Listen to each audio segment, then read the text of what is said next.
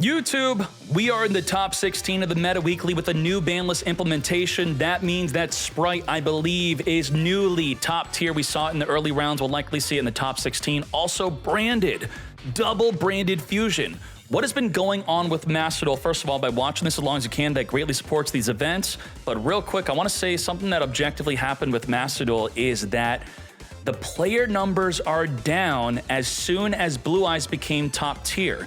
You have a beloved anime deck, character, Kaiba's deck, and Blue Eyes White Dragon being super top tier, yet compared to 2023 and 2024, the 2025 year where this has happened, the numbers went down because I believe people are sick of playing against Blue Eyes. It's great for the casual players where they could hop and play Blue Eyes for a little bit, but then similar to a single player game, you're not gonna play the same game for months on end. All the casual Timmies that love Blue Eyes and played it for a little bit, they're now gone, and then we're left with a game where the majority of our games out of 10 duels are against the same freaking deck. And I think Konami has acknowledged that by boosting up other decks like Spright, a 2-year-old deck.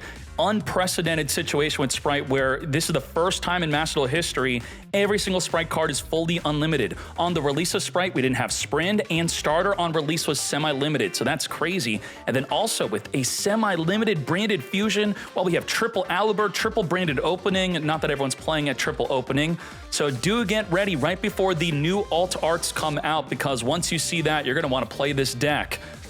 Begin. There can only be one winner, and you're looking at it. Let's go. Starting this off with a high spirits in the standby phase. This is a big mistake. Why? Well, we just used spirits in the standby phase, meaning we can get Duel and Lockbirded, meaning our Aliber now can't search for branded fusion. So there were two correct ways to use spirits. One, in the draw phase. Two, in response to Duel and Lockbird. After they droll, you then chain to it, but we chose option C, the absolute worst spot. No good. Now we're screwed by the droll. No branded fusion. Now, are we actually screwed? We have Cartesia plus an Albaz, so we still have a play. Thankfully, we're not scooping after that misstep. We're going to Cartesia, fuse with the Albaz here into Albion, and yup. They do have a Druid Swarm though, which this actually was a good use of Druid Swarm. If they're going into Albion, they are dependent on Albaz being in the hand, field, or grave. Knowing that they have 2 Albazes, you then would not want to Druid Swarm. So that's the case where it's not good to use it. So there you go, hold on to it, identifying the second Albaz in grave. Now against Lubellion, it does not matter where the Albaz is, because if it's banished, you just return it back. We're now gonna summon a Lubellion. Sending Lubellion from the deck to the graveyard or Grand Granol. As we end our turn, Albion is going to be setting up the branded banishment. We have Titanclad also summoning from the deck a Quem. This is...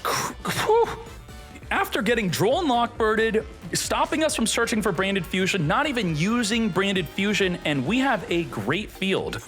The banishment can reborn the Albion fusion to go into a triple negate with the Light and Darkness Dragon if we are even playing that card. Are we playing it? A lot of people have taken it out because instead of going into Light and Darkness Dragon for a triple negate, which you can't control, we could go into Star Source Dragon instead, which can, whenever you want, pop 2 cards in the field without having to use a card from your hand like Guardian Chimera. And then we have, so we could pop with that. We could also fuse with their field. We have the Quem, which could reborn an Albaz, fuse with their field, and then into a form of disruption, into Mercurier, negate a monster effect. It's about 5 forms of disruption. Druid Swarm is preemptively banishing the Albion. Okay, I'll chain reborn it. So we don't have the effect of fusing with their field with banishments. We lost a form of disruption. We cannot use the Mercurier until we have an Albaz fusion on the field here. Let's reborn the Albion. This could have been a good Light and Darkness summon, but unfortunately we don't play it. We actually didn't even fuse into a disruption, so now we're at 3 disruption here, but the Mercurier has been turned online. We have the Lurie reborning, going into the Requiem. This could be a good Mercurier. On this activation, Mercurier, negate. Just like that, mate. Not today. And now, we still have Quem. Quem could reborn Albaz, then fuse with their field into a form of disruption. Didn't even need it. So we got hard clapped by the Droll, still played through it, and then made great plays during their turn. We do have to worry about the Branded Lost, unless we play another copy of Mercurier that we could search for with the Branded Lost. Well, now we can't search because of the Duel and Lockbird. Well, everything into attack position. That Druid Swarm is public knowledge. We knew that Druid Swarm was there, but by targeting the card that they want to banish, didn't we search this red? So the mistake was trying to banish a card that they could target with the red, which has to target an Albaz or a Despia monster. Thus, you target a non-Albaz or non-Despia, then the bread would not, the bread would not be usable on that card you're targeting. Thus, we're now scooping. I think we probably would have lost anyway, right? Not too big of a deal, but it's a small detail you want to pay attention to. Magna Hut against Snake Eye Fiendsmith. Obviously, using Magna Hut on the Engraver is good. Otherwise, another good use of the Magna Hut is going to be a Masquerena being targeted by the Flameburst to put into the back row. Another good use of Magna Hut.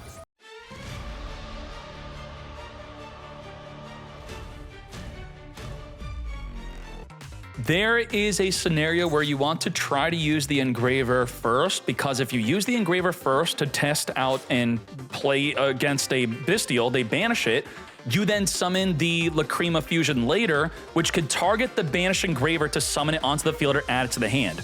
But if you first use Lacrima before the Engraver, you would then actually get really messed up by the Magna Hut. Manish. And that is, of course, if you could actually, set that up, which you should be able to still make the sequence without the use of the Engraver, ideally, and still be able to go into the Lacrima. Now, while we are able to disrupt the Fiendsmith portion of the deck, we now have the Millennium, which is going to go into a Doom Dragon, pushing our Magna Hut into the back row, turning off, let's say, a newly top-decked Imperm, which I believe most branded players are not even playing. Let's go into a Masquerena. Let's speed this up. Link Karibo. Link it up into our Promethean Princess. Promethean is going to be reborning our Flameburge as we now go into Nightmare Phoenix. Nightmare Phoenix not discarding to pop the back row. We want the Magna Hut stuck there. Going into our Apollo USA. We are going to Flameburge, equip the Masquerena, and talk about our forms of disruption as we search for an Albion. What are our disrupts? Oh, this is an interesting situation. I'm very excited to talk about it. But first, we have Duel and Lockbird, disallowing them from further adding after adding once. We have the Masquerena, which will be summoned through the field spell or the Flameburst to perform a double banish. We have the Promethean Princess Engrave, which will pop a monster on the field on special summon. And then we have the Apollo USA with a negate, negate, negate on monster's mate. That is 7 forms of disruption. But with Branded Loss and Fusion Deployment, the Apollo cannot negate an Albaz being summoned from the deck and then activating to fuse with their field, because the Branded Law states that the activation of your cards that include the effect of fusion summoning cannot be negated, and the Apollo negates the activation of cards, where a card like Ash Blossom negates the effect. So Loss doesn't protect against Ash, but it does protect against Apollo, and you got to make use of that ruling. We're going to draw a card first, see what we can maybe top deck into. That wasn't good. We got hit by a Droll. There goes our Aluber. That happens, yep. And then they're going to go into Masquerena. The problem with my play is it gets countered by Little Knight's secondary effect. If you summon the Albaz to fuse with their field and they understand the ruling of Branded Loss, they're not going to chain Apollo. They're going to chain Little Knight to banish your Albaz instead. But you could cope. We're coping. This is the cope. A huge misplay. Oh, crap. We didn't go for Albaz. Anyway, a huge misplay would have been to go into Albaz and they activate the Apollo instead of the Little Knight. But instead, I guess we're assuming that they know, and we're not going to even try it, because they do have a counter. Now, if Little Knight was not on the field and we went into Cartesia, I would have been really thinking that's not good. We could still fuse with our hand.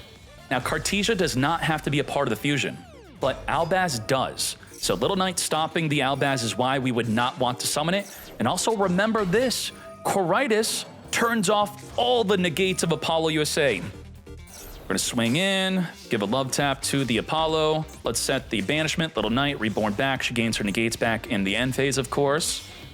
Let's now go into Moon of the Closed Heaven. What are our forms of disruption here? We're going to use Branded Banishment to reborn the Aluber to fuse with their field into a Perskenian. Perskenian could steal a monster from their graveyard like the Promethean Princess. We could banish it, or we could summon it to our field. We're going to Quiritis. Also, being able to negate the Apollo USA. So why didn't the Apollo negate the Perskenian? Well, there is a ruling where you have to activate Banishment on Chain Link 1. If it's on Chain Link 1, not on Chain Link 2, that means your newly summoned monsters or any effects activated in response to your fusion summon cannot be responded to. We can't Apollo at all. So within this window of them not being able to respond, we're going to reduce the Apollo to 0 and banish away the Promethean Princess. Now that that window is gone, we're going to be making some plays here. And beyond that, we do have Cartesia plus Albaz, which could go into a Mirror Jade. And that Mirror Jade can non-target monster banish. I don't think we could do a Rinbrum play, unfortunately. We actually could have if we did not go into the Albion branded dragon. So this could have been a double form of disruption. How do we double form of disrupt here? We activate Cartesia to fuse Albaz plus one of our extra deck monsters to go straight into the Mirror Jade, and then we send Rinbrum to non-target monster banish, and then we use Rinbrum to reborn the Albaz to fuse with a monster on the field. That would have been a double disrupt. Instead, we just have one.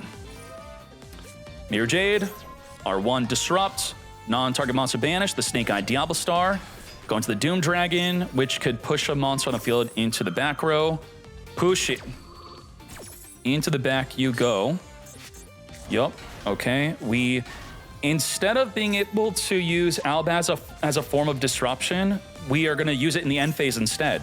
The Titan Clad will be summoning an Albaz or a Quem from the deck. That's going to be the Albaz, discard the newly added Cartesia, fuse away with the field into a Star Source Dragon.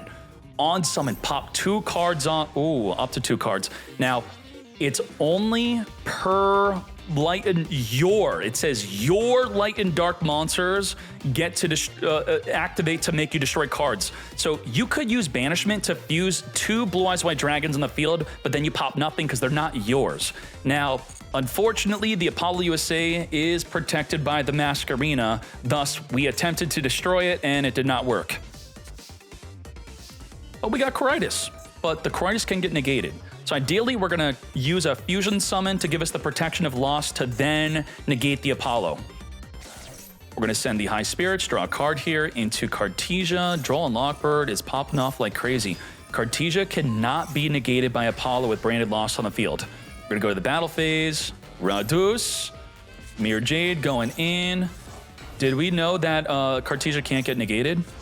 We're going to put the Flamebirds into the back row, wipe away the Apollo USA, Link Haribo, reduce the Coritis, take out the opposing Snake Eye Oak. Let's now main phase 2 it up. Use into the Grand Grenoble, which will send a level 6 or higher from the deck or extra deck to the graveyard.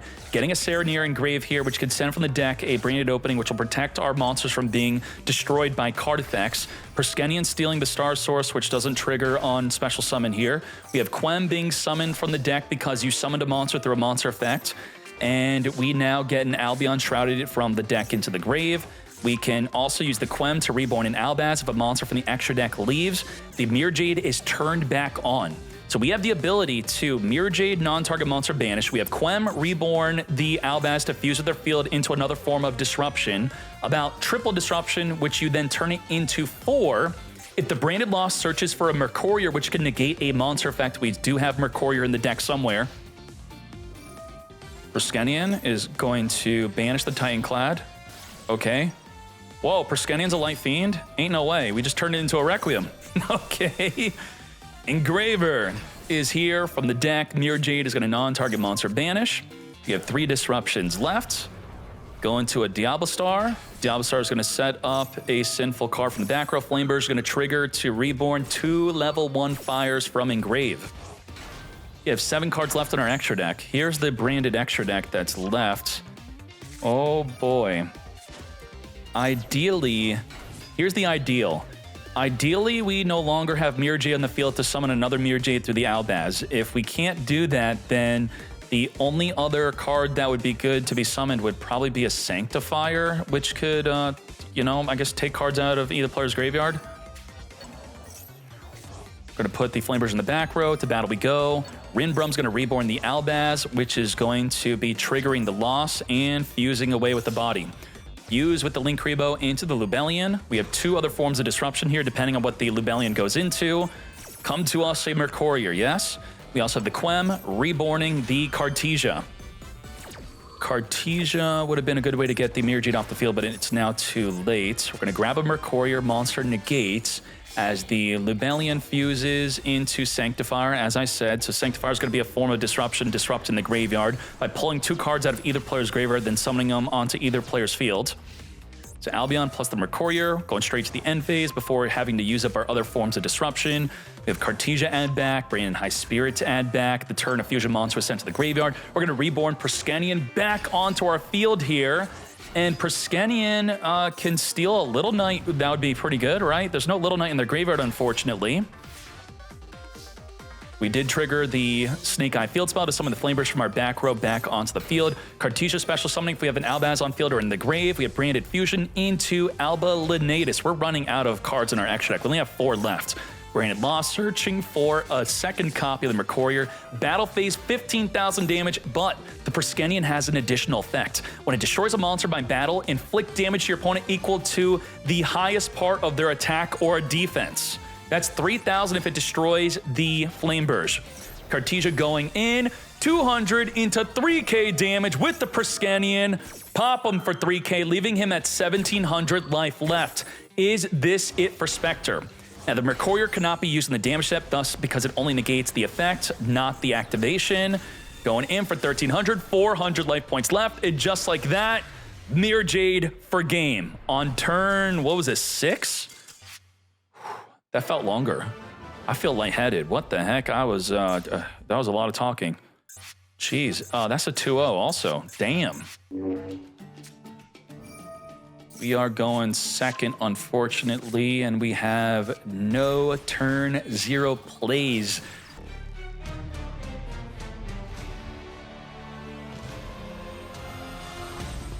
What are the disrupts? We have Ash negate interaction with the deck. We have Caesar, double special summon negate. We have the Drill Beam, negate any card on the field and banish it. We also have a secret disruption, which we could stop with our Call by the Grave, being the Primate Roar. The Roar is going to, on our normal summon, activate targeting the Psyframe driver and then non-target banishing a monster less than 2,500 attack.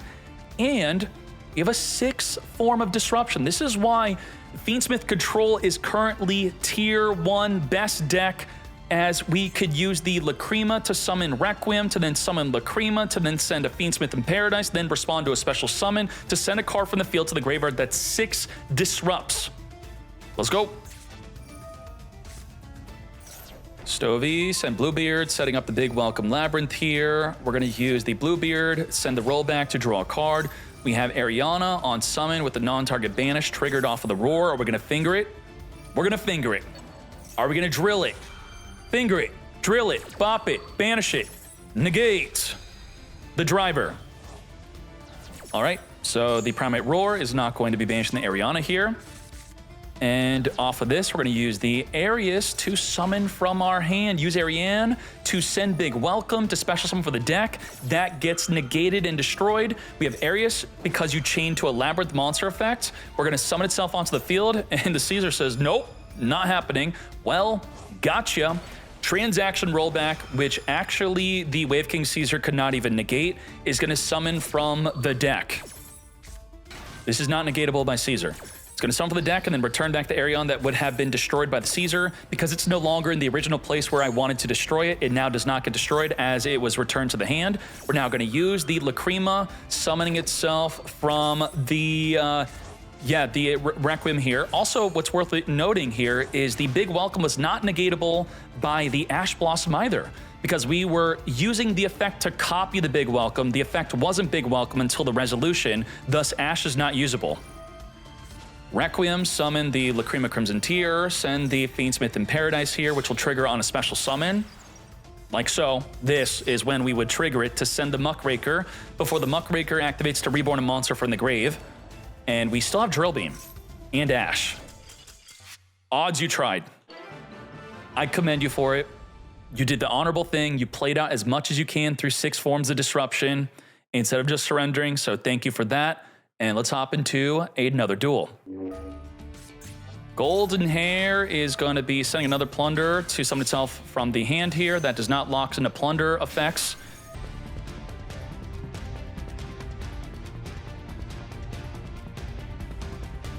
Now, what are our forms of disruption? What is the Jord actually doing?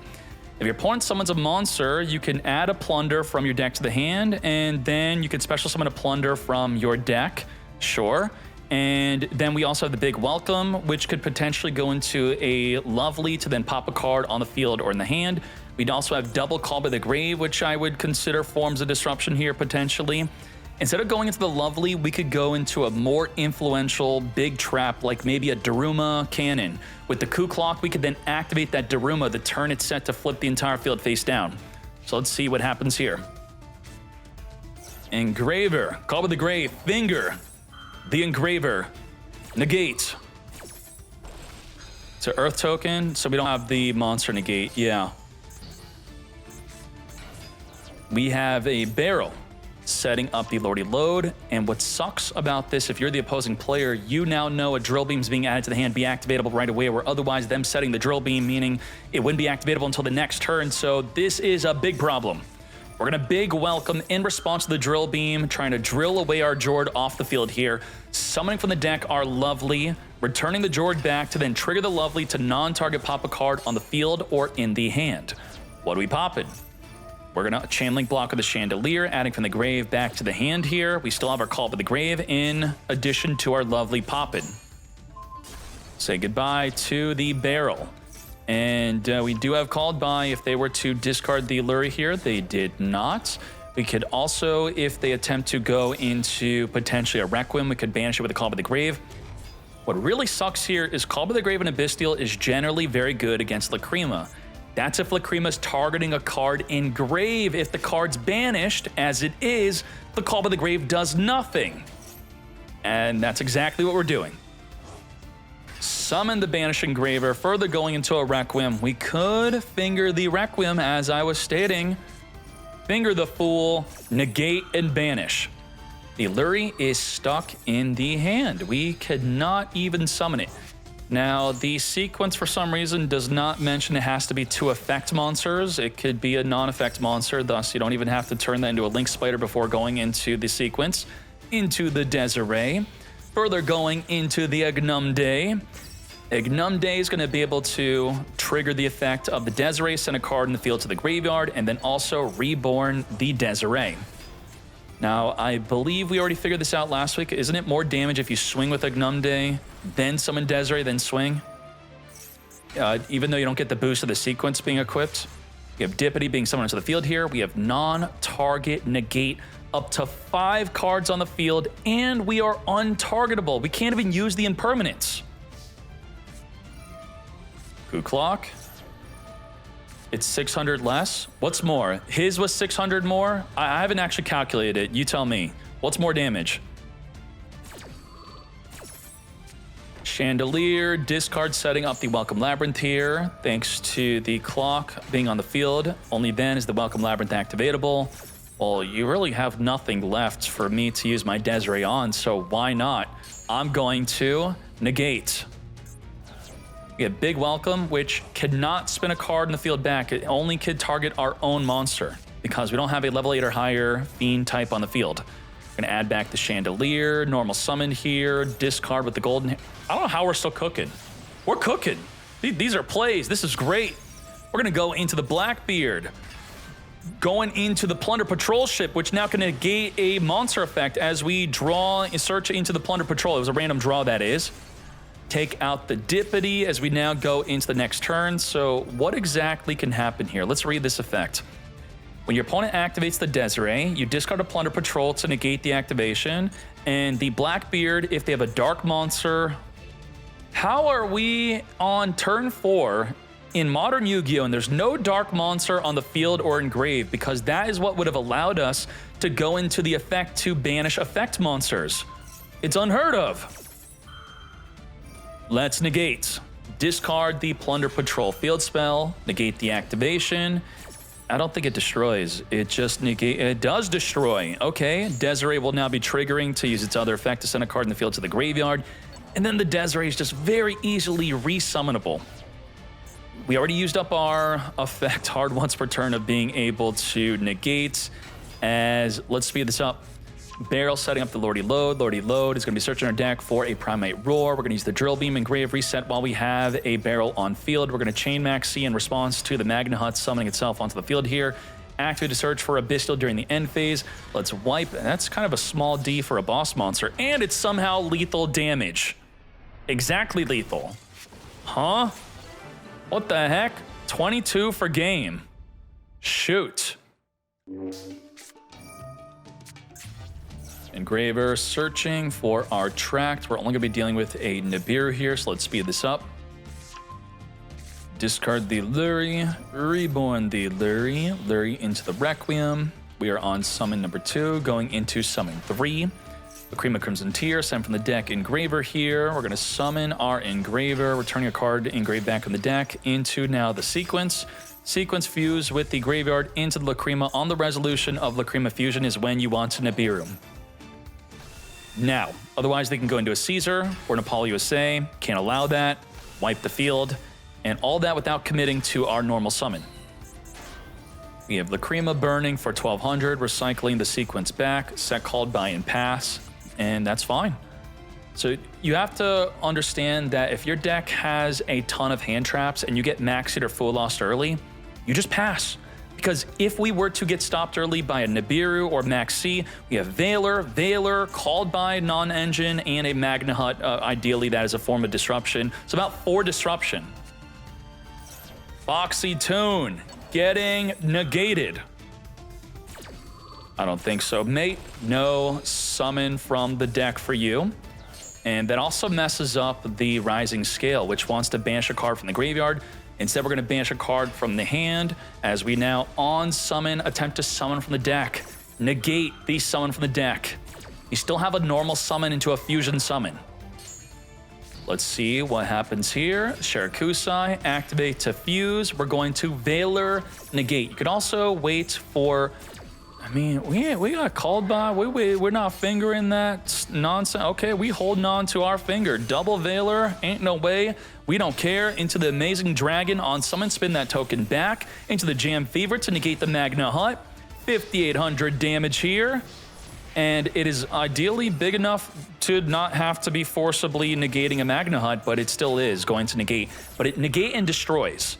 So what would have sucked is if it were an Apollo, negate the Magna Hut, stays in the hand, then it's resummonable during the next turn. But that was our main form of disruption where we're now falling back onto the finger we held onto for good. Engraver is going to return back Lacrima, a perfect use of our Call by the Grave. See, Asim is thinking about the grind game. An early finger on a Valor, is that good for the grind game? Not so much. Saving the Call by the Grave for the Fiendsmith, that's inevitably going to be used on the very next turn, much better used. But we now have the Primate Engine entering the foray here as we summon from the deck Adipity, going to the Typhon. Typhon is actually good in Fiendsmith control, which is going to completely wipe away the field, take out one monster, spin back Nibiru if we wanted to, or just leave it, sure. Was this summoned off of the Primate Roar? It was not. So otherwise, it would have been indestructible by battle, thus forcing us to use the Drill Beam early. So that's why I was thinking maybe we'd want to use the Typhon so they could not force out the early use of our Drill Beam. And now we have an unstoppable Punk play with no way to stop it. Nothing. Only 3,000 attack or higher cannot activate. So if we go into the Amazing Dragon, that's pretty much the only thing that cannot activate. What else do we have in the extra deck that's not activatable? Amazing Dragon, we can still Jam Drive, Search. Not using Typhon to spin back Nibiru. I think that got us good. The Primate Roar would have ensured Dipity would be protected from the Nibiru attack, and that's why we would obviously hold on to the Typhon. But without Primate Roar, I think that really costed us. They're drawing multiple cards with the field spell. They got a fusion summon play. Like, this is all for like nothing. Holy moly, did Punk just rebuild off of nothing? Going into a Masquerena here. We have the Punk Seaman, but boosting up. So you may be thinking, well, what the heck? This is not even good. This is very good. So first, we're going to use the Narawashi Surprise, which will pop a card in the field, likely taking out the Typhon. We have Masquerena, which could go into a double banish. We have Call by the Grave, finger a card in the grave. We also have Shirakusai, which could synchro summon during the opponent's turn to spin multiple cards in the field back to the hand. 5 disruption. The Amazing Dragon cannot be used unless we pop the Typhon. We have the Barrel getting fingered. Negate and banish mate. Now, we could Masquerena, potentially Little Knight, but that will conflict with our Amazing Dragon play. We're going to Dippity into Requiem. Requiem come forth and summon for the deck. Our Engraver is no longer negated by the Call of the Grave. As we can see here under the Lingering Effect window, only Barrel is continually negated. We're going to Requiem, send Masquerena, just allow it because we have the Amazing Dragon play instead. Deception, searching for the Hallowed Azamina, which ideally the Little Knight would have been better dealing with the Deception. The Amazing Dragon is not so amazing here. We're going to use the Rosala Go to go into our deck to grab a Wanted Seeker. We just have one form of disruption left, just one. Grab a Diablo Star, send a load to summon the Diablo Star to set up a Sinful Spoil card from our deck, being the Morianne. Morianne's going to be able to flip a card in the field face down during the next turn. And in response to the Wanted Seeker attempting to draw a card here, we're going to go into our Amazing Dragon play. Amazing Dragon could spin the entire field back to the hand and say goodbye to the Rosala Go. Into the extra deck you go. We also have the Engraver returning back Requiem to come forth. Did we already Requiem within this turn? We're going to normal summon Ash, go into a Fiendsmith sequence. Oh my Jesus. It's endless. Lacrima on summon. Lacrima has the additional effect of reducing all opposing monsters by 600 attack. We're not going to even use that. Chaos Angel on summon, banishing away the Amazing Dragon. Did I say we had like 5 disruption? How the heck did we play through all of that? Well, we easily dealt with the Masquerena, which was 2 forms of disruption, and we didn't have a good way to go into that. So ideally what we would have been able to do is use Amazing Dragon early, and then after Amazing Dragon is used, when the Masquerena would be threatened by the Engraver, you then go into a Little Knight or go into Little Knight to deal with the Deception Sinful. Damn. Let's hop into game 2. Emergency Teleport is fully unlimited just for the Punk deck as we search for the Shirakusai. With the Wedju Temple, we're going to be setting up a monster from our hand to the back row as we now activate the Senjin to summon from the back row to also search our deck. We have the Ghost Ogre stopping all of that. No summon, no search for you. Random thought. I was thinking that Emergency Teleport's also good for Ritual Beast, but I don't want to play Ritual Beast if people are playing Blue Eyes because the Blue Eyes players that don't even know that their Spirit Dragon is stopping me from summoning more than one monster at the same time on the freaking field. But with the Blue Eyes hit on the ban list, maybe it's now time to whip back out the Ritual Beast deck with the newly unlimited Emergency Teleport. That's going to be great.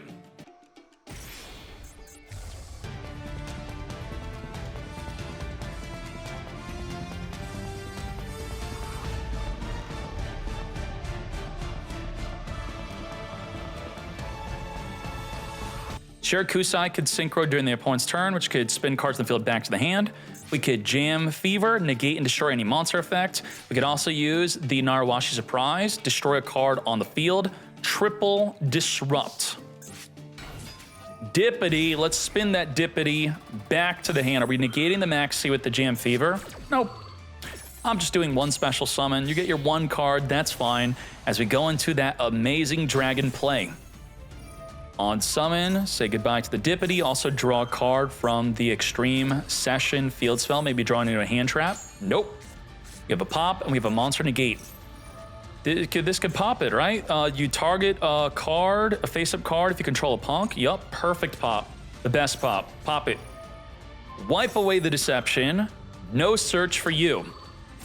Great use of also an Ash Blossom or an Ogre. And with our monster negate left, there's nothing to even negate. The Morianne is going to target a special summon monster, flip it face down. What's great about this card is it can be used against your own card to dodge disruption. You got the Punk Seaman searching for the Rising Scale, trigger the Field Spell, draw a card. Field Spell draws up to 2 cards every turn. Every time you activate a Punk card by paying life points, you'll be drawing. Barrel, set up the load, attempt to search for a Drill Beam, holding on to that Ash. We have Engraver, searching our deck for the Tract we're going to negate. Now, do you want to be ashing the effect of searching for a Tract? I would say if the deck likely plays just one Tract, that's possibly a good negate. But if we look on the tier list here and Fiendsmith Control, we could see that a lot of Fiendsmith players, control players that is, they're playing more than one tract. In fact, if they're not playing 2, they're then more likely to be playing 3 than 1. So a card that they play 2 to 3 of, I would say is probably not a good negate on the Engraver. It could be a high roll negate. I would just wait for the tract itself to then negate that. It could be a much safer play, where the other decks like Snake Eye Fiendsmith, it would be a safer play to negate the Engraver knowing that they don't have any other tract. Because the main point is, you think that they're only activatable on the Engraver if they have a tract in the deck, but if they have another tract, they play more than one. This is the situation with the Spirit Link 1. It's always good to negate the Spirit Link 1 with an Imperm or a Veiler, not an Ash, because it's not even activatable if they already have the Mausoleum, and no one plays more than one Mausoleum. And that's how you want to kind of apply that general knowledge to any deck in existence on when and what you should be negating. Negate. At its base, why is it even a good negate? It's an effect that's essentially summoning a monster from the deck in a more convoluted way. It's going to be searching, then discarding, then summoning, but it's all leading to a monster from the deck. It's also fuel for the Fiendsmith engine. So that is why using Ash on a tract is a good play. Or using the Ash on the Requiem is also good because they're tributing, they're losing a monster to summon a monster from the deck. We have Shirakusai activating the Fusion Summon here. We are going to attempt to negate with the Veiler. Cross out Designate to negate. The negate. Not today. Wedgie Temple, not the Punk field spell, thus we're not going to get a free draw here. And this is what we want to Ash. Tributing to summon 2 bodies, a huge Ash disruption. We have the Wagon searching for the field spell. The Deer Note's going to be reborning a monster after we Synchro Summon. Ideally, usually it's going to be the Jam Drive. Jam Drive, then trigger Deer Note, draw a card with the field spell. So we're drawing, searching, and reborning. All that could have been stopped if we could have stopped the Rising Carp. Reborning the Rising Carp, searching specifically for the Punk Seaman, which we could special summon with the field spell, randomly draw into the Ash, banish a card from the grave, special summon the Punk Seaman, search our deck for the Rising Scale, banish a card from the grave to summon the Rising Scale, but first draw into an emergency teleport. We're done drawing with the field spell. We have Amazing Dragon on summon, spin up to 2 cards on the field back. We have the Rising Carp giving it the ability to make a second attack in the battle phase, and that's not onto just monsters. That is a direct attack 3600 twice. Jam Fever to negate a monster effect, so we have more than 9,000 damage here, now over 10,000, and specifically 13,000 plus damage, 13,600. Wow. Punk has just defeated the best deck. And what were the opening hands?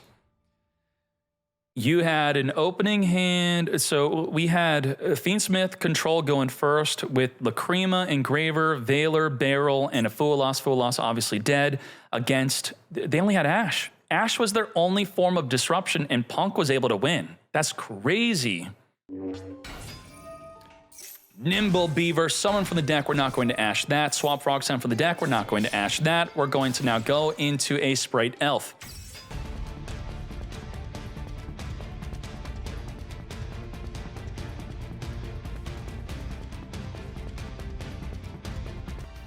We have the Elf reborning, nothing of relevance. We have the, on a special summon, the Sprint will return a monster back. And also we could go into a Herald of Arc Light. We also have Droll and Lockbird, disallowing further adding from the deck to the hand. About triple disruption. Pressure Planet, searching for our Fenrir. Hit him with the Droll. Will the Call by the Grave finger the Droll? No, it will not. We're going to Caddy, return back in response to the Fenrir. We're also having the additional effect, another form of disruption, a quite conditional one, but it did work out here. Melfi the Force is going to negate a card in response to a Melfi being returned back. We're also going to be triggering the Sprint on special summon to return the Fenrir back. And we're waiting with the Herald of Arc Light. Do get ready for that as we go into Rock of the Vanquisher. Did we already lose out on the play, though, if a beast was returned and special summon this card? So we lost out on that play. Why didn't we go into the Herald of Arc Light way? I guess, I'm quite confused on that. Finger the gigantic Spright in response to the Spright Elf attempting to return it from the graveyard back on the field here. The Sprint was competing with the Melfi to be a form of disruption to return a card back. If you detach that foul material, then you don't get to return. I think we already used that Sprint effect, though. I'm just kind of thinking about the penny effect on why we didn't go into our Herald of Arclight play. During the end phase, we're going to, where is this? If a beast was returned, except you can special summon this card immediately after this resolves, synchro summon. Okay. We returned back. Sure. Okay, Call by the Grave is going to be fingering the Rock of the Vanquisher, non-target adding a Vanquish Soul monster engraved to our hand. Banish. Is it mosquito time? Yes, it is not. We're going into Gigantic Spright first. Now, Gigantic Spright, if it used a Link or extra deck monster, it would be too big to even be usable against the Typhon. We're going to go into a Spright Elf. Elf is going to be reborning an Elf. And then ending the turn? What happened here? Huh? What? I'm really... This is a very confusing duel for me. Max C in the standby phase. That is the way to keep Spright in check. Finger the C or use our Ash. Negate. And from there, we do have our Ash Blossom. Let's see what's good. Special summon the Swamp Frog, send the Angler, channeling block the Angler from being ashed as we're now summoning 2 bodies from the deck here. Send a Rodent Totem from the deck to the grave, double Nimble Angler as we now go into our Gigantic Spright. Gigantic Spright is going to bridge our way into more of our Spright cards, thus a great use of our Ash Blossom. Negate. Now what do we do from here?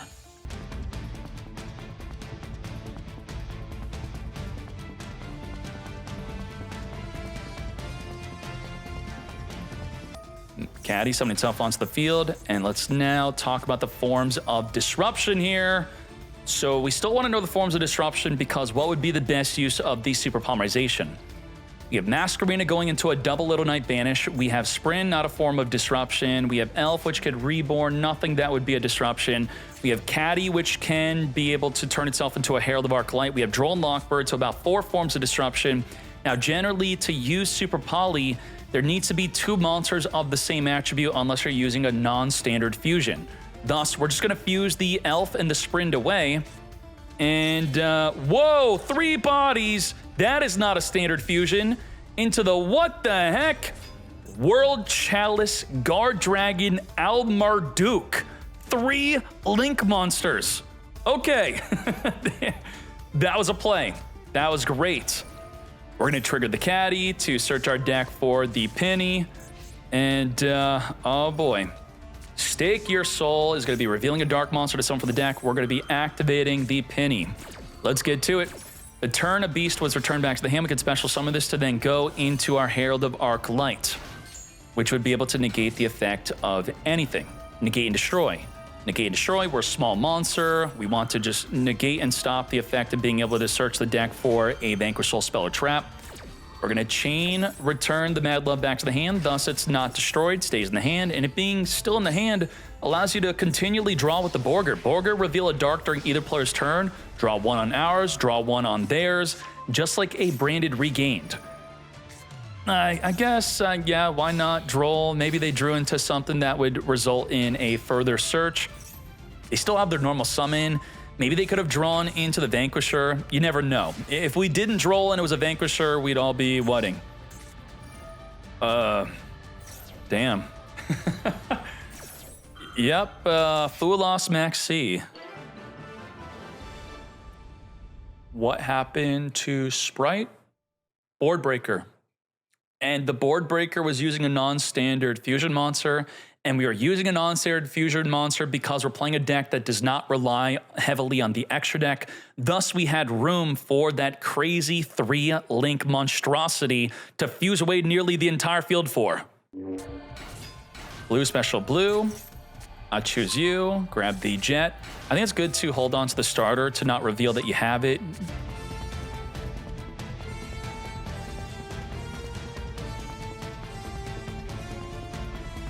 We have the ability to reborn. I guess we'd have to detach first. Where? Oh, we have the red already on the field. We never had a carrot. We have a monster negate with the red. We have the Masquerena, which could go into a double Little Knight banish. We have the Sprind detaching off the Spright, gigantic Spright, to then spin a monster back on special summon. We also have the double cross, which could steal a monster from the field or grave or attach it to an Xyz monster. It's about 5 disruption plus a max C. Not the craziest. I already mentioned the red, right? 1, 2, 3, 4, 5. Yeah. Call by the grave, finger the max C. We are in the main phase. And you're trying to finger my C. I have an elf, which could grab my C out of the grave to dodge your finger. What are you fingering, mate? Not today. You will not be touching my C. Yes, I will. I got 2 fingers. Double finger the C. Wait, no, you ain't. No, I'm gonna grab my own C and attach it to the gigantic Spright. Dodging double finger on the max C. Ain't no way. Take note of this. If you're a Spright player, you should not be activating max C in the draw phase. In the main phase is when you use it to combo up with your elf to dodge the fingers.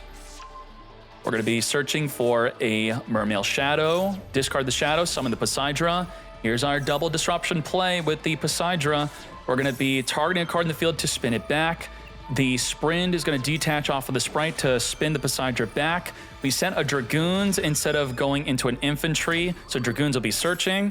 As we now go, whoa, that is an Underworld Goddess instead of a Little Knight play. The Underworld Goddess will negate every monster on the field that the opponent controls, negating the Prince.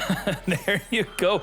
You're triggering an effect to summon your most important monster, and if I just summon the Underworld Goddess, I will ensure that it now gets negated. And then the Underworld Goddess has another form of disruption to negate an effect that would summon from the grave, which would be Anemone. Or Prince. If Prince is sent to the grave, it will be negated. Ash is negating the Prince from searching the deck for maybe something like an Abyss Shrine, which would search for the Ice Jade Ran, or the effect to summon a Deep Sea onto the field. We have the Elemental Lord with 5 waters in the grave, special summoning itself onto the field to discard 2 cards in the opponent's hand, but it's under the effect of max C. Let's further link this up into an Abyss Keeper, which could summon a fish from the hand. Abyss Pike is a fish. With our fish summon, discard the Poseidra, searching for the shrine. To battle we go, take out the elf, say goodbye to the Sprind. The Abyss Shrine can send a water monster on the field if we'd like to. What the heck effect was that? That was the target a fish monster you control. At 1 card the opponent controls, banish those cards. Let's go. And we couldn't get the Abyss Shrine engraved plus another card in hand to discard with the Shrine. Thus, we have 0 disruption. Absolutely nothing. It was all on the Elemental Lord, ideally discarding key cards in their hand, which it absolutely did not. Thus, we're going into Elf, Reborn the red. We now have protection from whatever potential hand trap that could be. As we now gigantic Spright it up. And it truly is gigantic at 3,200 attack. Summon a Swamp Frog from the deck, Soul Sweeper, banish the Elemental Lord. We still have the Abyss Keeper on field here, not enough for lethal.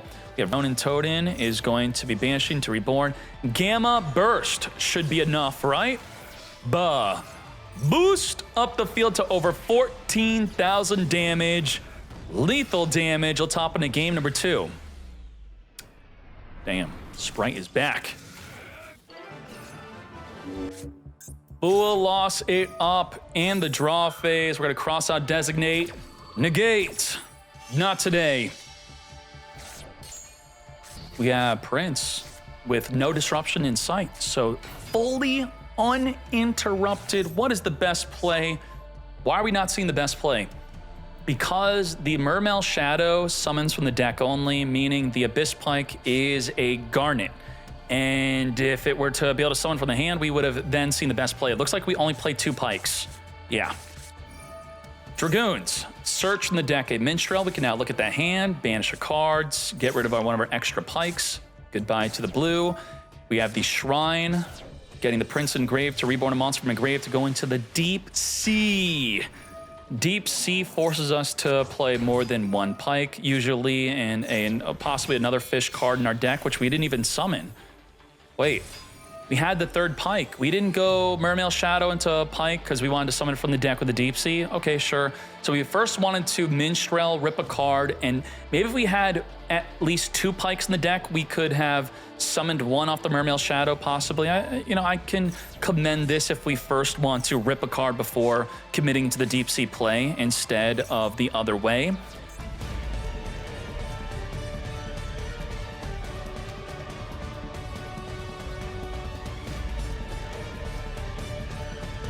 Now I'm going into the Prima Donna, which we did not want to return the card back in the hand to then summon a water monster from the deck here.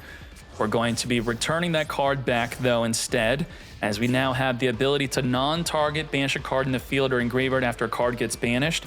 Can we force that to happen? We can't. So considering this to be a form of disruption, I think is not really correct.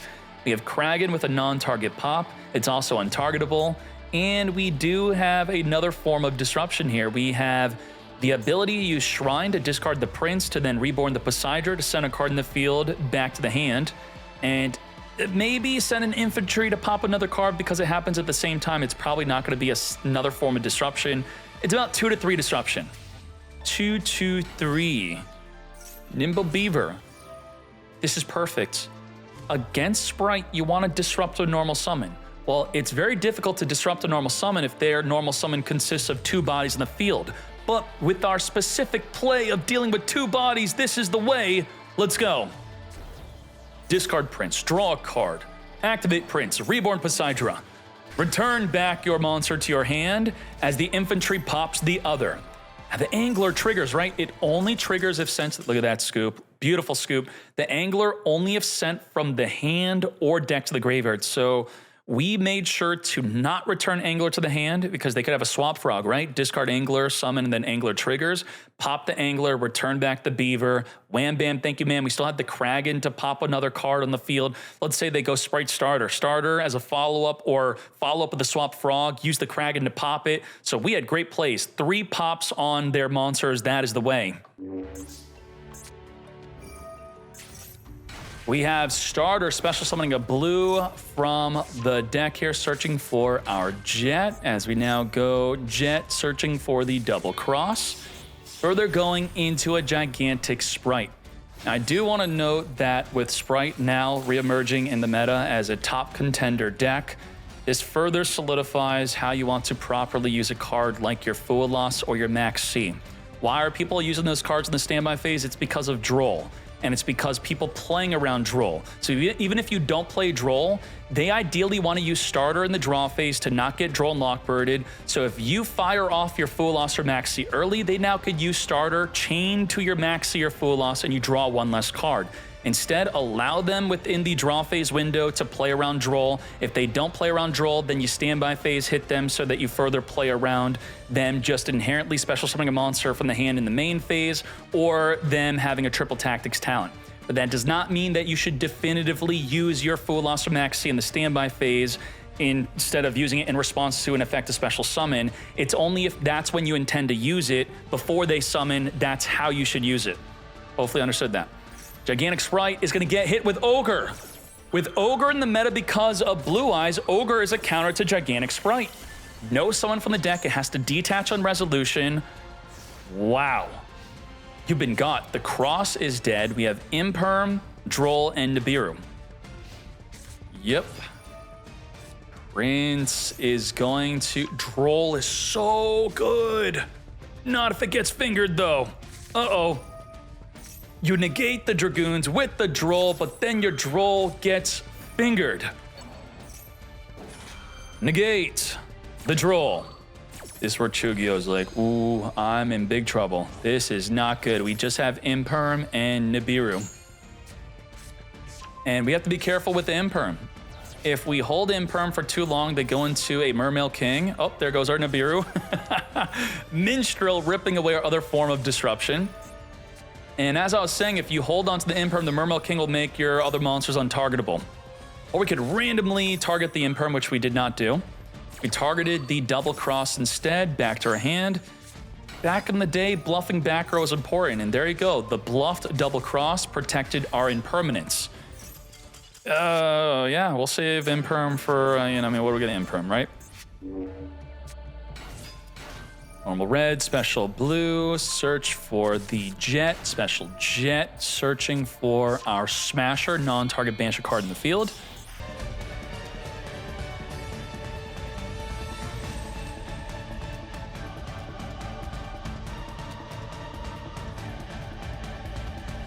Carrot, negate a spell and trap. Red, negate a monster. Masquerena, double banish. We have Caddy going into a Herald of Arclight, which will not only ensure that we can negate and destroy anything, but also any card sent from the hand to the grave is banished instead. So let's read this. You can discard this card, it gets banished. If you add the Lurie, discard the Lurie, it gets banished. So that's a pretty good kind of a floodgate-like effect against Fiendsmith. And then you have the Melfi on the return of the Caddy, can negate a card on the field. We have the Smasher to non-target banish a card in the field. We then have the Call by the Grave. We're going to consider that as a form of disruption here. And that is 8 disruption plus the mini floodgates. So maybe 9, 8, 9, you tell me if you consider the floodgate to be a form of disruption. Smasher gets smashing. It does not care if it's a monster or back row. We're going to non-target banish the load. And we lost the Melfi of the Force Disruption, who cares? Engraver is going to get fingered. We have 5 more Disrupt. Magnahut's gonna chain banish the Engraver. While it's no longer in the Grail, it's still gonna get banished. There you go. Red, negate the Magnahut mate. Reborn the Carrot that was just sent to the graveyard to negate with the red. And we still have Caddy, Masquerade, double banish, and the Carrot. Spell and trap card, negate anything, double banish, yep. It's gonna be quite difficult for Fiendsmith Control to play around this. Well, you triggered the Caddy, add back the Penny. Penny could go into the Herald of Arclight, which can negate the Requiem effect of summoning from the deck. And just like, I'm actually just gonna banish, oh my god, it's too much, it's too much. Old Knight banish, Omni negate. Yeah, let's hop into the next one. Too much. Too much. Oh, well, yeah, we pass. Dead Drill Beam, but we have Nibiru, we have Ash. Magnahut's not really a disruption against Spright. Max C, backed up by the Ash and Nibiru. Let's go. Oh, if we had a Spright, we would normal summon Max C to special summon the Spright. I could not believe both players. Nothing. Hand trap versus hand trap. There we go. We got to play Lurie is the way into Requiem, getting Ash or fingered. Choose your poison. I'm going to Maxi, see if you can negate it, and then I'm going to add a finger to it if you can. Yup, okay. I ate your Ash with my C, then finger your Requiem or your Ash instead. Okay. We want you to summon because I need to draw off the Maxi. I don't have a play next turn. Instead of stopping your summon, I need the summon. Get that Ash out of here. Yep, let's summon into the Crimson. We still have no play, ain't no way. And normal summon Maxi into special blue or jet is not even a play now. We got Swap Frog though. Swap Frog on summon, send from the deck to the graveyard, the Ronin Totem. This is why you play Almirage. If you're wondering, why are you with the Almirage? And this is it. It's a desperate play, but it is the way. We're gonna Ash negate that Max C. No. Really? You like hold it, you saving your Ash? What? How? Wait, did you finger Ash? Ash is fingered. Yeah, you fingered your own Ash. Shoot. Ash is fingered. Wow, you know, we were in a really weird situation where we needed to draw into a play, so we didn't finger the Requiem, but by fingering the Ash when we have 3 Ash in our hand, we're super fingering ourselves. Imperm, negate. It's like, we shouldn't have done that, but we also kind of had to do it, because like if you, I talked about this on an earlier stream where you don't want to shotgun Maxi or Fulos if you're not content with your hand. If you don't have a really good play with your current hand, you don't fire, you gotta depend on the draw. They have to trigger a draw. And we were in that spot. We're gonna Lurie, return back, come forth and summon the Engraver. Tract is gonna, I mean, you know, you just didn't draw well. At least you have triple Alt Art Ash. We are committed to the feat. equip the Lacrima, come forth into the Princess, further going into the Wave King Caesar. Let's speed this up. Sequence, get negated by the Impermanence. Negate, Drill Beam, negate. The negate into Scoop It Up Mates, yes? Turn back into Lacrima. Lacrima is game. Lacrima on summon, reborn the Banished Engraver, 8,200. Why, man? Why you gotta keep, oh my Jesus. It's main phase 2. Whoops, my bad. We good, we're fine. It's not game. Barrel, set up into the back row, Lordy Load, searching for a Primate Roar. We have the Drill Beam, reset while we have a Primate on the field, summon the Psyframe Driver. Bro, we have Roar on normal summon, non-target banish, and this is gonna be probably the best effect against Spright. Straight up disrupting their normal summon, that's big, or even Drill Beaming their normal summon. So the problem is, this deck in a way, if they go first, it has some really good counters against Spright.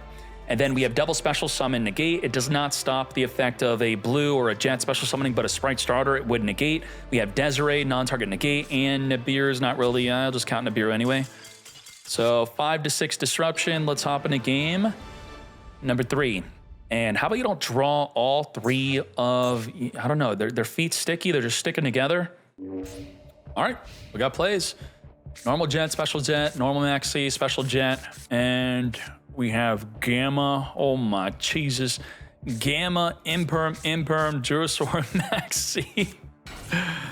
We're gonna Maxi right away as Natural does not care. Special the jet, search for nothing, Imperm negate.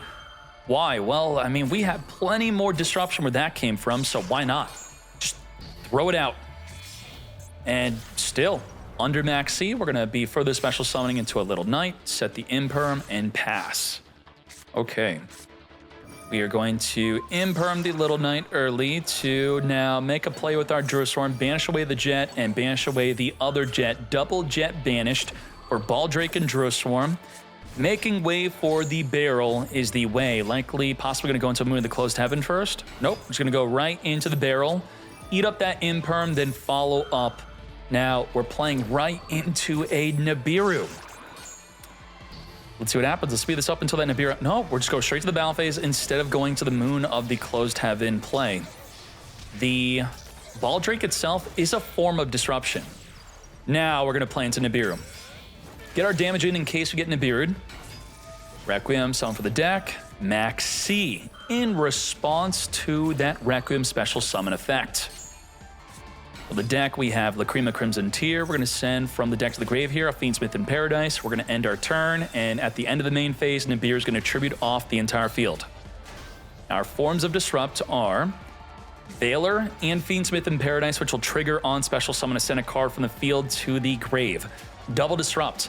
And again, your Spright deck is kind of bricking. Now, Jet says it's semi-limited. It is fully unlimited in today's event. Now, if we draw into another jet, that's not good. We draw into a blue, that's not good. This is just not good for Spright. What is that? You gotta be kidding me.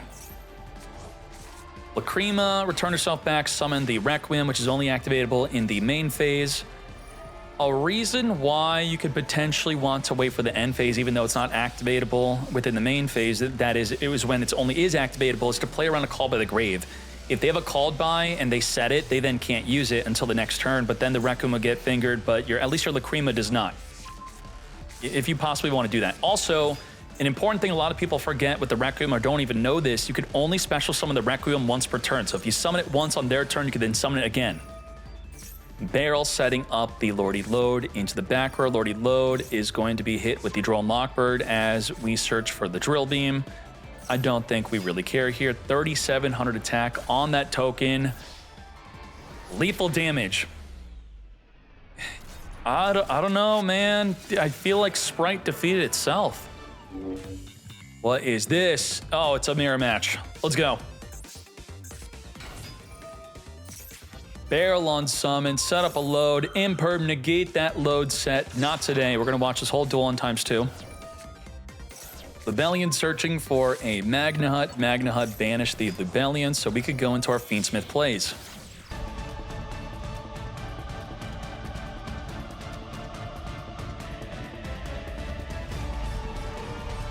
Nibiru.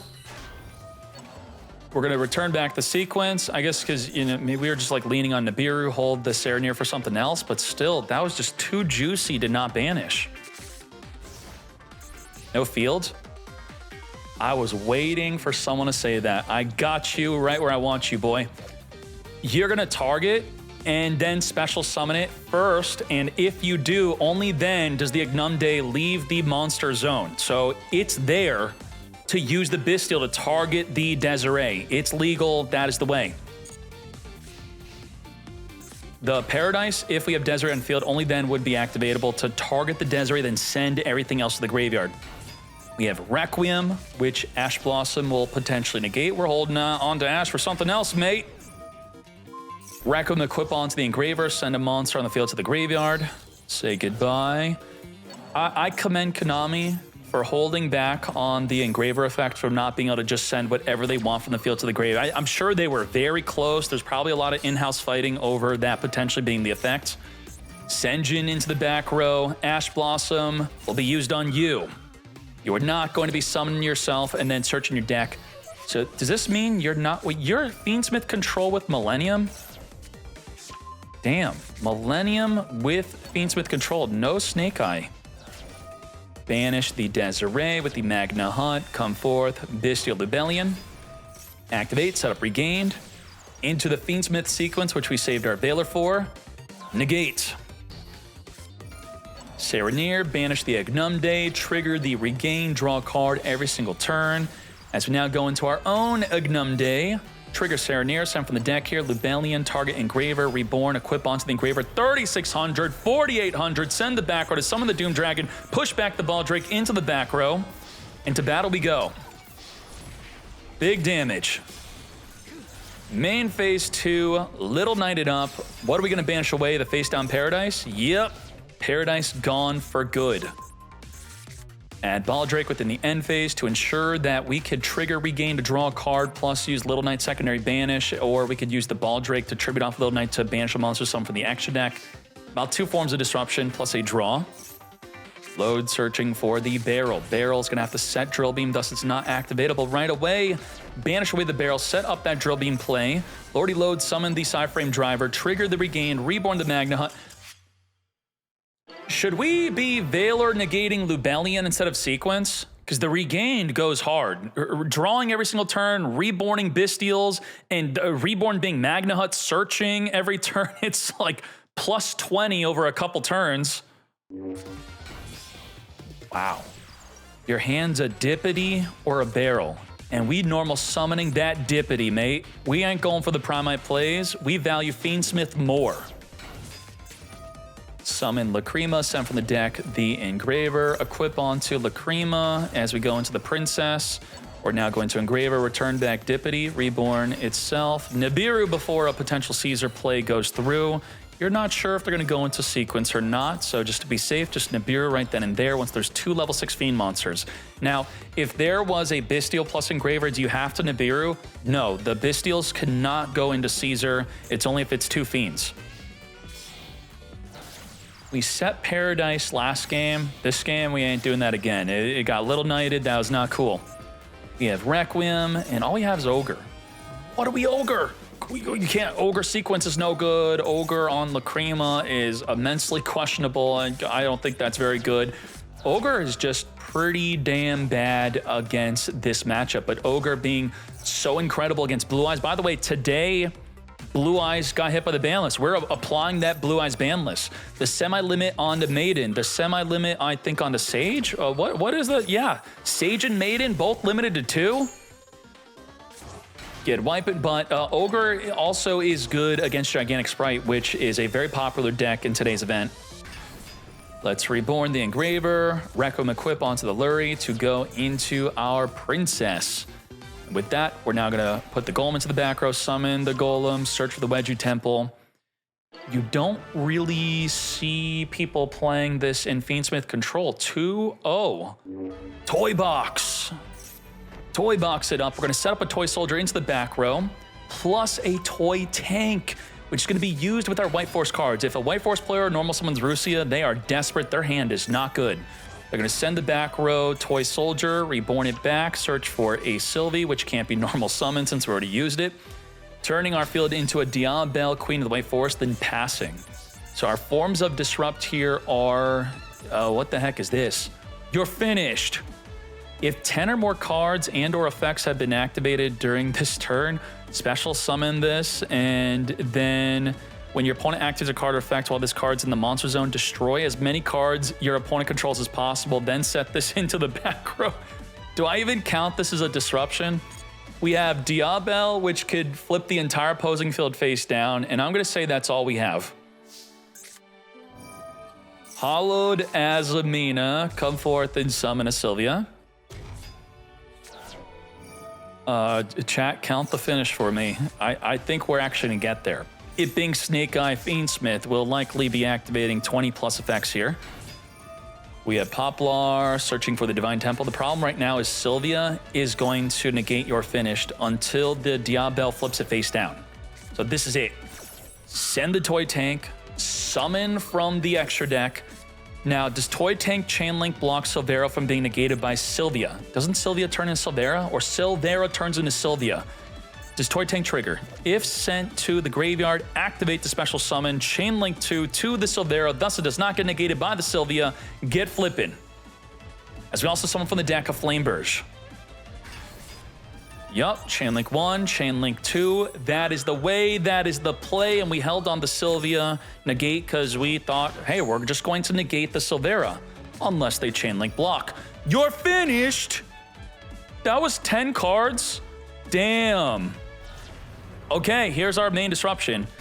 In response to her activating, we could wipe away the entire opposing field. Do we do it? We wait in response to the Poplar? Wait. Because if we pop, then it's going to set afterward. This would survive the pop. We don't want that to happen. Oh my gosh, when do we do it? When do we do it? When your opponent activates a card or effect, destroy everything. What? Uh-oh. Why we don't do it? What are we saving it for? I guess like the last resort? I want to see it be used. It probably has an animation. Maybe it does. You're finished. Wipe the entire field. No animation. They should have. That should be a secret animation. Damn. That's crazy. Who is she again? What card is this? What's the actual monster?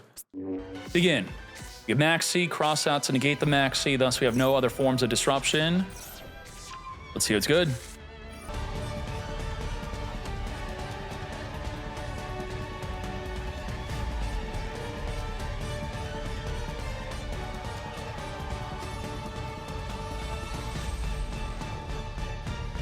Chronomaly Atlantis is going to activate, equip a card, engrave, and we're going to detach materials plus send the back row, burn for 4,000 damage, fuse with our back row with 4,000 life into the Blaze Phoenix. Trigger the Lacrima, return back the sequence, burn for 1,200 damage, 2,800 left. Reborn the Engraver, the Blaze Phoenix will burn per card on the field. 1,500 damage, that is not enough, 1,300 life. Come forth and summon Promethean Princess, reborn the Blaze Phoenix, and we are now Gimmick Puppet. Snake Gimmick Eyes Puppet. 1-1. All right. Start this off with a Sylvie. What really hurts White Forest is Droll. You have a finger for the Droll, but you could Droll to the Droll and keep on Drolling until they have no negates left. So you are big time screwed. As you try to finger the main card that completely kills yours, as I said, double the Droll. And we will chain before the Droll resolves, which would disallow us from further adding from the deck, grabbing a Diabostar. Diabostar sets in the deck, plays around Droll, but it sets a card that wants to search the deck. Thus, the Diabostar is not even that good unless you play a Silvera trap or the Moriane trap to flip a card in the field face down potentially. The Triple Tactics Thrust is definitely helping us play through that Droll and Lockbird, giving us a form of disruption for the next turn. But is Thrust our only disrupt? The Toy Soldier on summon likes to add from the deck, but we can't, as we have Silvera. So there we go. Silvera into also Diabel Queen. Nicely done. So you could say by playing a brick, we were able to play through Duel, and playing Thrust, we were able to set up the woes. What's going to happen here is we're going to be able to flip the opposing field face down, negate anything, and also potentially flip can we woes in the Silvera? I don't think we have really a way to do that. I don't think the woes is actually a form of, it could be actually, yeah. By reborning the Sylvie, then flip down. So we have double flip and negate anything. Get flipping. Diablo Star, send the Engraver, activate the setup into the back row. Nothing, because we're going to negate. And by sending Diablo Star could reborn herself back in the field if we'd like to. Potentially, yes, that's exactly what we're going to do. Send the Tales of the White Forest, reborn, activate again to then equip a card into our back row. We're saving the finger. We didn't want to finger Diabel. We want to finger the, wow, the Diabel Queen's the same attack as regular Diabel? She didn't level up at all, or what? We have Sylvie, which we got clapped. Damn, we correctly held on to called by, identifying that they need the Sylvie to be used with the woes, to be having the ability to flip our entire field face down. And now we're screwed. Sinful Spoil is obviously not activatable. It was just set. We had 3 disrupt. A finger, and by going to battle, we got messed up. Did we mess this up though? Like, what could we have done, I guess? We felt too comfortable with Silvera negating the Diabel, not thinking that Diabel would have swung into our Diabel. So what we had to do is we had to use Diabel to stop Diabel, and then they couldn't have swung into Diabel, maybe save Silvera for something else. And then we would have just been fingered. We would have had double disruption instead of just one. Let's speed this up. So on the Doom Dragon, push back the Diabel. Photon Lord. We're in main phase 2. No battle. Moon of the Closed Heaven, Flameburst Trigger, Reborn Ash and Oak. Sequence is here. Use the Grave here into Lacrima. Wait, aren't you first turn kill? You're gonna turn 2, first turn kill in main phase 2. Yeah. Giovanni knew that was gonna happen, so Giovanni just, you know, just activated to activate. Let's banish it away. Whoa, you didn't first turn kill. You didn't have it? Okay. We're gonna steal your Diablo Star to set a card from our deck into our back row. We have Photon Lord, negate a monster effect, Little Knight, Chain, Banish, plus Promethean, pop 1 special summon, triple disruption. Wanted Seeker.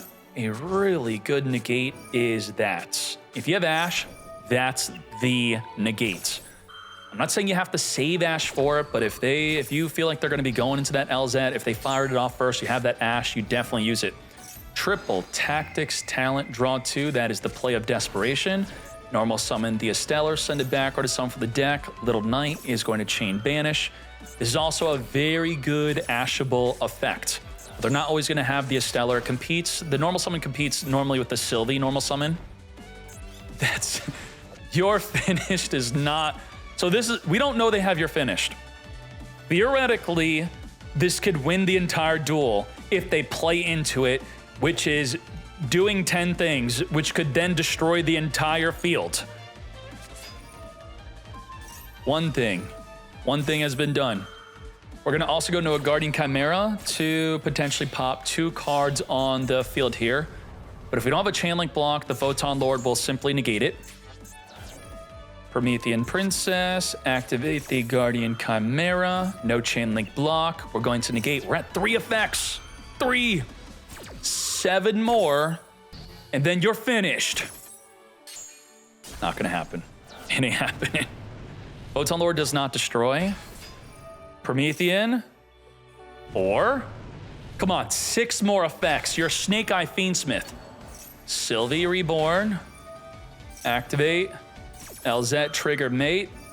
Little Knight. 5. 5 more. It counts your own. Either player. You did 5. I did 5. That's 10. Let's go. I thought it was just the opponent. You're still not finished though. you're almost finished. Because once it's out, your opponent has to activate a card or effect, and then they're finished. So if they don't do that, you're not finished. Yep, not finished. Okay. Does it have 3,000 defense? It does. We put it in attack, and then the flame burst. Oh no. Damn. Lethal damage. That's unfortunate. All right. Thank you, YouTube, for watching the top 16. We're going to start off the top 8 grand finale and top deck list with the newly unleashed branded, with branded fusion at 2 against Vanquish Soul. Main deck in the floodgate. Ain't no way. Let's go.